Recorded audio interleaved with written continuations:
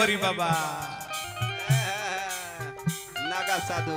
कुंभ धलियो मन के बढ़ाइबो फरह न पाइबो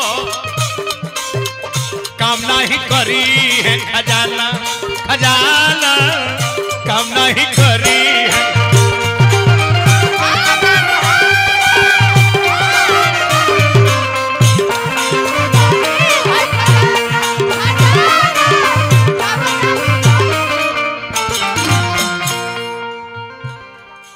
हार धन धर्म संग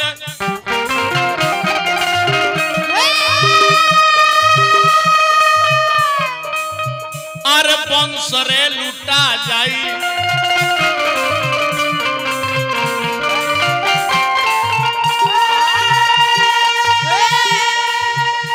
हार धन धर्म संग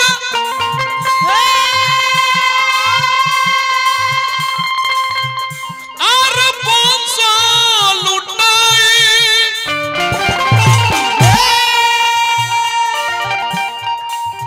धन धर्म संग वंश लुटाई हो पिराला भजन रे बीनू लाग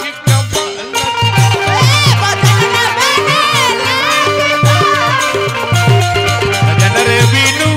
लागी कवन छिटा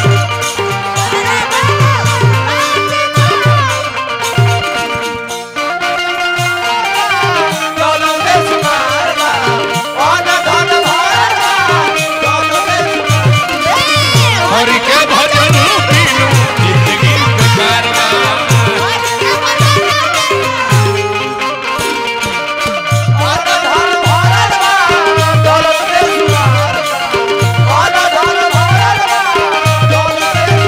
हरि के भजन बीनू जिंदगी बेकार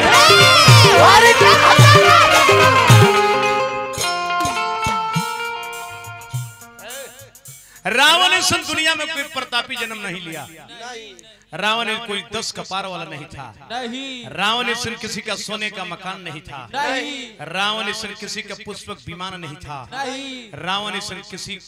का उत्तम खानदान नहीं था रावण ने सिर्फ किसी का इंद्रजीत संतान भी नहीं था कोई संत अच्छी तरह गई दे ऐसे कहे के बाद मुर्गी है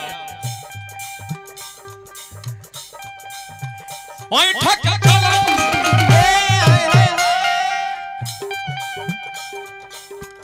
ओए ठक चला ओए ठन छूटी फूटी भाग तराना तराना फूटी भाग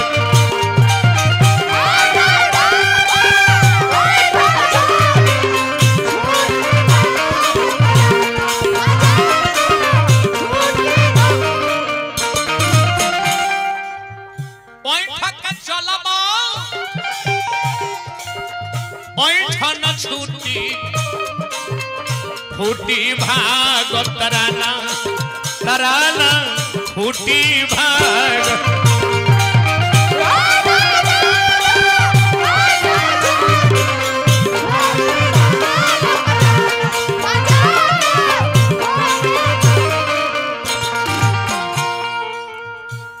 आर रावण वंश हे विध्वंस रे हो गईले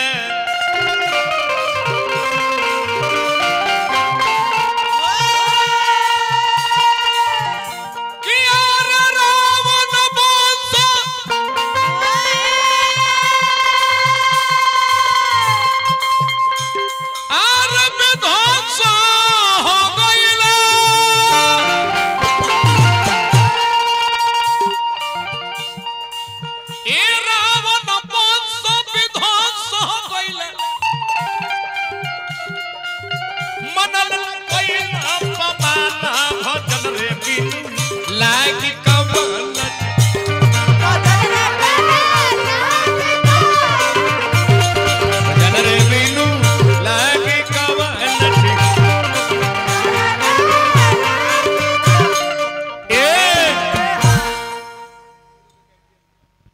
ऐसे अतिल को मेल बनी जा। हाजी हाजी तो हमने के एजा दरोगा जी के रुपए के कमी ना रहला ना एजा ऑर्केस्ट्रा कर देते। हाजी लेकिन बोलोले बने ब्यास हाँ तो कुछ न कुछ ओकरा विशेषता में जरूर कहब जा। हाँ तिलक क्या है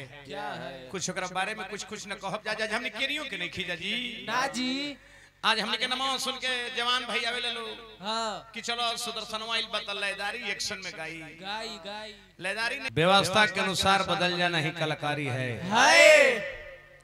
आज ऑडियो का युग समाप्त हो चुका है हाँ और वीडियो का युग है। ये घरी सादा टीवी केहू देखता ऑडियो कैसेट है आप हाँ हमने बिकाते बा हाँ आना धैले रहता फेंका गइल बा। हाँ जी आज के दुगोला देखे जाते हैं जैसे ऑर्केस्ट्रा देखे जाते हैं हाँ नाच देखे जाते हैं हाँ फिल्म देखे जाते हैं हाँ सत्यनारायण भगवान के कथा नहा के आंख मुन के सुने जाते हैं। तब ये सबसे बढ़िया कलयुग है। गोस्वामी जी अपना भाव में 4 युग के वर्णन करनी है। सतयुग एक त्रेता द्वापर कली। चारों युग में सबसे बढ़िया कलयुग है। हाय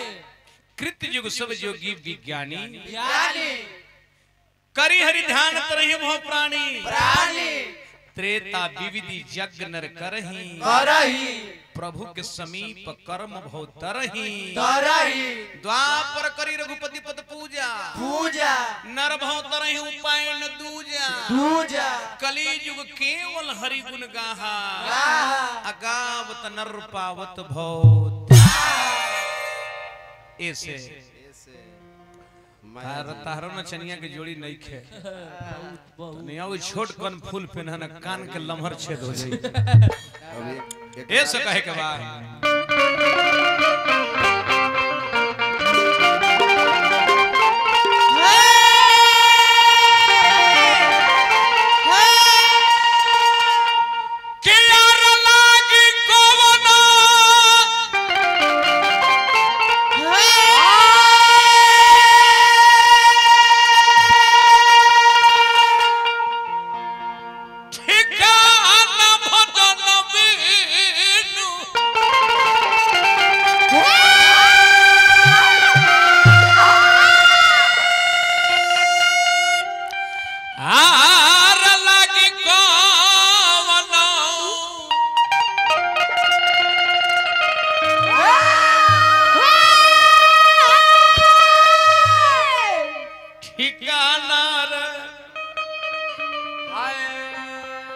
भजन रे बीनू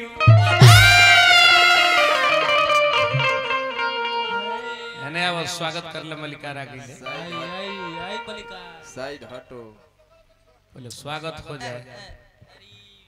दे दी मग जग दे दी स्वामीनाथ भाई पी लेवे ले